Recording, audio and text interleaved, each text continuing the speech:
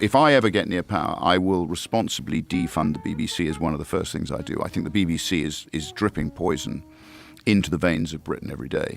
Welcome to the Elon Musk dick riding experience with Joe Rogan and Rupert Lowe. I think a big part of it was Elon buying Twitter, where you got legitimate free speech. Thanks to Elon Musk, we actually did, and as you're quite right, thanks to him giving us a free speech platform, and thanks to Elon Musk and what he did with X, I think he has released free speech. You heard that right. Peter Thiel's favourite podcaster is interviewing Elon Musk's favourite British politician. You call him a tech oligarch? No, he's the most successful entrepreneur who has set up X as a free speech platform. On the bright side, Joe's pretty blatant about why he has Rupert on this particular podcast. Thank you to Brett Weinstein, Jordan Peterson, and Elon Musk for helping connect us. We are going to see Elon on Sunday, so he's been an incredible support for us. So at least on one hand, they're blatant about who really controls these people.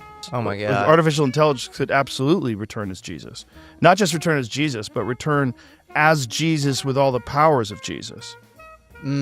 It's also as misinformed and one-sided as you would expect from these two fucking sycophants. So show me a young man who's not a liberal, and I'll show you a man without a heart. Show me an old man who's not conservative, and I'll show you a man without a brain. Yeah. No, well, I don't know who said that, but it's a common saying. Let's find out who said that. Let's start with the obvious. Rupert Lowe has been brought onto this podcast by Elon Musk in order to talk about the recent inquiry into gangs in the UK. Title of that, gang report. Yeah. The idea that there's actual gangs in the UK in 2026. This investigation's been a pet project of Rupert Lowe, Elon Musk, and, Tommy Robinson, all of those guys. Well, we've estimated that a minimum of 250,000 have taken place. It's probably much more, Joe. Because we published in here, I think it's a list of 147 parts of the UK where this is happening now. The report itself says that there are, in fact, a disproportionate amount of grooming gangs in the UK that tend to be of South Asian heritage, such as Pakistani and Bangladeshi. And a lot of these Muslims come from Pakistan, Joe. They're predominantly Pakistan, and they're predominantly from one part of Pakistan called Mirpur. The report that Rupert strongly pushed for claims that up to 250,000 girls were abused by these guys at this time. While people might not like Lowe, I do think it's important not to dismiss the fact that this did happen, and that, his report might be a bit politically charged on his end, and some things might be inflated here and there, but it doesn't dismiss the core underlying thing that actually happened to these people. I 100% believe that Rupert Lowe is fully invested into this scandal. With this report in the government saying that they're going to have now a statutory inquiry, because we didn't have any statutory powers to be able to force people to appear at our hearing, and they all appeared voluntarily. The government can actually force people legally to appear. Now, do I think that Rupert Lowe gives a flying fuck about sex abuse against women in general? It's totally possible that things can get that ridiculous. Nah, not really. In fact, the National Crisis Centre for in England and Wales agree with me. This sort of clannish, backward-looking culture which comes to a highly open, high-trust society and then embeds itself within that society. They say that the focus of the investigation on these specific communities takes away the fact that a large majority of sex abusers in the UK are in fact white. Don't panic. No, I am, because I'm going to lose my job. They say that this investigation is being used as a political football in order to use a beat stick against certain people that they don't like. And to your point, we even cover, as you quite rightly say, the fact that dogs are not liked by the Islamic faith, largely because Muhammad liked cats, he didn't like dogs. Given that 85% of grooming gangs are white enough to have their favourite Warhammer faction, I'm inclined to agree with them. A pretty large positive about this podcast, in my opinion, is that Rupert does devote a lot of time to talking about how the youth have been f***ed over by the elderly. Baby boomers, the wealth's all locked up there. They want to see their retirement through safely, and not enough money is cascading down to the young people to be able to build their lives in the same way that the boomers were given a chance to make money in. This is a case of right message, wrong messenger. Students will run up debt of, in the UK now, it's not uncommon to run up a debt of £60,000. So it's very similar to what's going on in America. £60,000 and they're charged the most hideous rate of interest on it. The irony of near-billionaire Joe Rogan talking to multi-millionaire elderly man Rupert Lowe about this is at a level that I can only really describe with that picture of Steve Buscemi saying, "Hey there, fellow kids." Well, there's certainly an issue here with young people feeling like the system is completely rigged. Cost of housing is through the roof. Rent is through the roof. Groceries are more expensive. Inflation here is a giant problem. I mean, you can just listen to Rupert's opinions on basically anything else, and you can tell that this guy doesn't really give a fuck about the youth in the long run, or counterculture, or anything that kids are interested in. Well, I don't know about you, but in England, we've got these ridiculous courses in sort of humanities and sort of things that are completely abstruse. Oh, sure. Yeah. And these kids go and do these what I call bullshit degrees. Okay, when I was brought up, again, competition was a good thing. You know, if you felt a bit rough, you just carried on. You didn't whinge, you didn't moan. You expected to fight for things. If you had a setback, you didn't immediately go and cry into your beer. You basically got on with it. The fact that they're both backed by the wealthiest cringe merchant on the planet as well makes me skeptical about their intentions.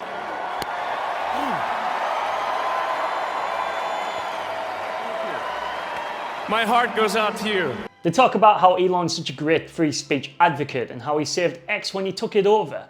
Thanks to Elon Musk, we actually did, and as you're quite right, thanks to him giving us a free speech platform, and Facebook's thankfully followed as well, so he's led the charge through his purchase of what was Twitter. This is, of course, the same Elon Musk who blocks everyone he disagrees with off of X, blocks accounts that personally disagree with him, and he also doxes people's messages, so that doesn't sound very free to me, but you can make your own mind up on that one. The judges, thanks to the creation of the Supreme Court, they are now a quango, a woke quango. I think a lot of our judiciary is corrupt. I think the idea that someone in America's only opinion of the UK will come from this podcast to be both hilarious and scary. I mean, the BBC haven't covered it at all. Really? A national monopolistic broadcaster, paid for by a compulsory fee, have not covered this as a matter of public interest, nor of Sky, nor properly of the Daily Telegraph. GB News have covered a tiny. Patrick Christie's covered one evening of it. If you were to listen to this interview with no knowledge of the UK, you would think that we all lived in like a Muslim theocracy where people died as soon as they left their house. That you were either mugged, raped, or killed by some guy. And yes, I can already hear the GB News bots furiously typing jokes in the comments for what I've just said. His knowledge of history is quite ironically poor for a man of his age. He seems to think that the Dunblane Massacre was just like one guy doing a little murder. As you probably know, they banned handguns The 90s, right? in the late 90s because there was a murder up in Dunblane. One murder. One murder. So Calling one of the worst massacres in the UK just one murder, I think, really shows the fact that he has complete disregard for your life or my life in the large scheme of things. A middle-aged loner fixated on youngsters, guns and his own grievances, killed 16 children and their teacher. and then committed suicide. That will go down in history as one of the worst massacres ever. Proof in case, he talks about how his dad can't actually shoot pistols in Oxford anymore because it was banned because of the Dunblane Massacre. Like, who gives a f***? My father used to shoot pistols for Oxford University, and he's dead now, bless him, but he had, all his pistols were taken away. The pistols he used to shoot with at Oxford University. This is also factually wrong, by the way. The Oxford shooting clubs still do use pistols, as do a number of pistol clubs up and down England. Rupert seems to think that the British Empire existed until they then joined the EU and threw it all away. That for some reason the British people got together and said, fuck it, let's just destroy everything. Britain, after the war, decided they were going to play a part in Europe, a bigger part in Europe. Well, our elite did, the British elite. And to do that, they had to basically diminish the power of the nation state, and they had to head towards this European superstate, which is the EU. Rupert does a general apologia for the British Empire and says it's not that bad and everything was great, actually, because if you look at those countries now, they're pretty successful. I mean, Britain stopped the slave trade. It cost us a fortune. We did it almost unilaterally. I think there are many other cultures, probably the Belgians and the French, who are far more brutal than us with their colonies. Well, I personally am quite bored of the sort of self-critique, anti-imperial stuff from British people. I also do think it's pretty understated to say, oh, it's okay, bro. So I think we've tended to leave a legacy where we've tried to instill the rule of law. Look at India, look at a lot of the other countries that we were involved with. They're now flourishing because of I think the structures that we left in place. If I kidnapped and tortured 2.5 million black people, and then like beat them, tortured them, made them to work, and did things to their women that I can't mention on YouTube, I don't think I would go around after that saying to people like, it's okay bro, I paid your masters like some money and now you're free, like what's the big deal? You know, humans are just getting better at being people, like pretty recently. But to throw it all out and abandon it and to think that socialism is gonna fix you, like, do you guys read anything? There's not a single example of that. They're the type of guys who, if we had sweatshops in the UK, they'd be profusely defending them as sort of a free market bastion of free speech. You know, boycott companies that do things that you don't think are ethical. There's all sorts of wonderful ways that capitalism could be used and you can sort of influence things in the right direction. But to throw it all out and say we've got to go socialism, like, oh boy. Joe Rogan's mindless agreement with Rupert Lowe really shows how little he actually researches into the things he talks about, and also how much he's compromised by Elon Musk and Peter Thiel. The reason why you have beautiful televisions and Starlink and all that, it's capitalism. They talk about gun crime, they talk about knife crime. And we had the Stephen Lawrence killing, which didn't reflect well on the UK, but the response to it has created this fear of being called a racist. They talk about all these things. Crowdfunded this, Okay. which I'm very happy to talk to you about, which I think Joe conveniently forgets that all of these statistics are much worse in America. Gun crime, knife crime, teenage pregnancy, and the amount of pedophiles currently in the highest office of government. And thanks to President Trump. Maybe they should talk about in terms of social strife that the UK is far better than the US in almost every single measure. Thousands of protesters took to the streets in the United States to demand the withdrawal of federal immigration agents from Minnesota. But that wouldn't fit the agenda of the f***ing billionaire Epstein guys who are backing Joe Rogan. Lowe talks about how he managed Southampton FC and how great he was at that despite the fact he oversaw their descent into administration and general decline as a club. I don't know if you're interested in Premier League football, but I was chairman of Southampton, so I built the stadium for Southampton. You know, I used to play competitive hockey. If Joe Rogan or anyone else out there wants to look up Rupert Lowe and how he got on at Southampton FC, you probably agree you wouldn't want this guy in charge of your economy. Well, George Orwell's been rather accurate in some of his dead on. He was predictions. actually pretty optimistic. Like his version of the world was, you know, a little bit more palatable than what we're dealing with right now. How many fingers am I holding up, Winston?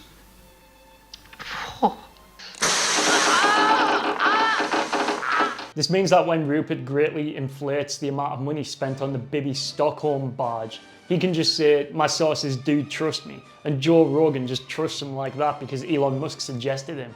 For instance, the Bibi Stockholm was a boat which cost the British taxpayer £1.5 billion. It's actually now lying redundant and not being used. They go through the greatest hits of Reform UK to the extent you would think that Nigel Farage was sat in the seat.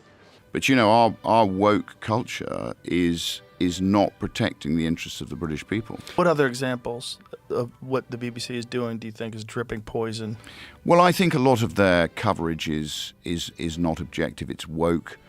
I mean, they're into all this DEI. They're into obviously the LGBTQ+. You already know these things. Defund the NHS, defund the BBC, anti-vax, vaxxers are bad, all that shit. Joe, and I think you and I share something in common. I'm a pureblood.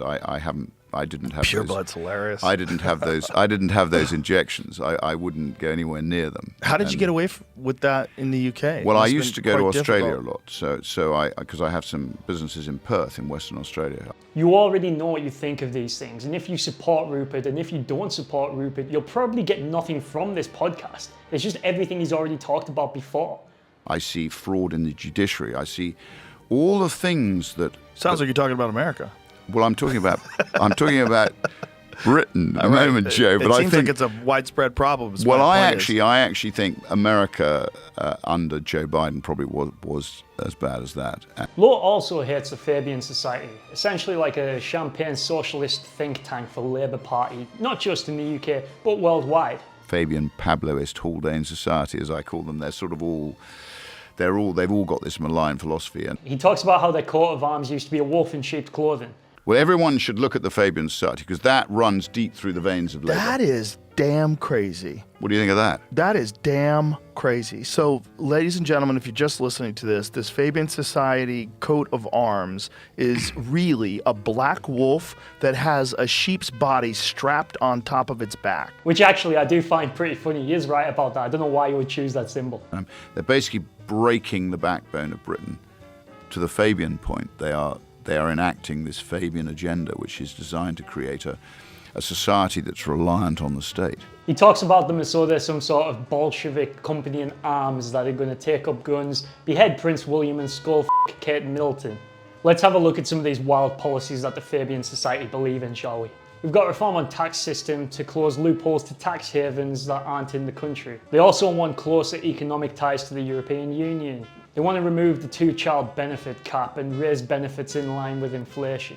Okay, that last one does sound pretty socialist, but these are hardly the talking points of an extreme left-wing society that want to completely destroy and dismantle the world. A bit like Nigel Farage, you think if you hate it so much, why don't you both just fuck off and live in America? I mean, the reason obviously is that they won't get paid to agitate in the US like they do in the UK. Are you jealous? Are you jealous? Do you think he's too involved in UK politics? I've got to go. On a final superficial note, who actually thinks this guy is like amazing?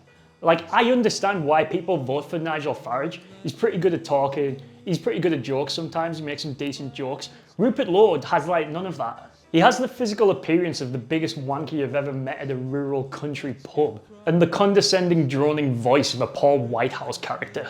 Many years ago, I've never passing through the rest of it, finding very unstable politically.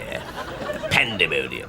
I just think if you think this guy is like the savior of the UK, you need to go and get your fucking head checked. Because you've got the exact same brainworm going on as RFK Jr. had. But I don't know, tell me in the comments what you think. Like and subscribe, and I'll see you next time.